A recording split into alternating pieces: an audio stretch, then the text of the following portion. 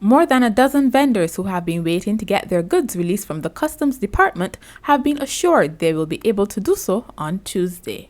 Last Friday, they complained that Customs had implemented new measures on short notice and they were unable to clear items they had brought in for the Sandy Lane Gold Cup. Small Business Minister Donville Inniss intervened in the matter and met with both sides on Monday. Following the meeting, he said it was a case where Customs had been accommodating importers, but now the requirements were clear.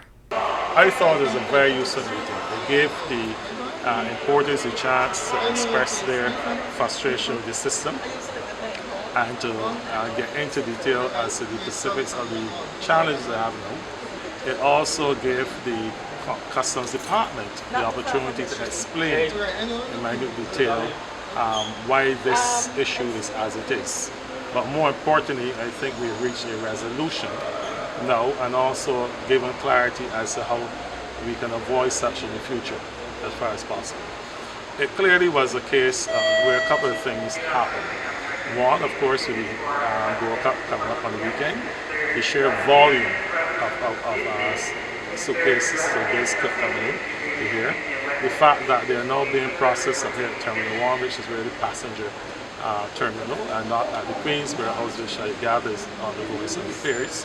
So Customs have been accommodating by seeking to clear these cargo here at the passenger terminal.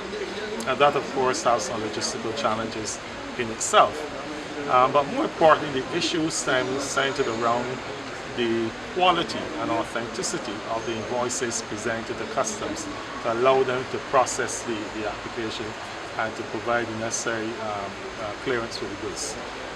We have brought clarity to it in terms of what is required by Customs. Invoices that clearly state the name of the vendor, addresses and contact info, the information on the purchaser, as well as details as to the items being purchased, as well as a receipt in some form to show that the items have been paid for. I don't think there's any change in law. There's certainly not been any change in law, or necessarily any changes, any abrupt changes in policy. I think Customs is just simply reminding that this is what is required to process these things going forward.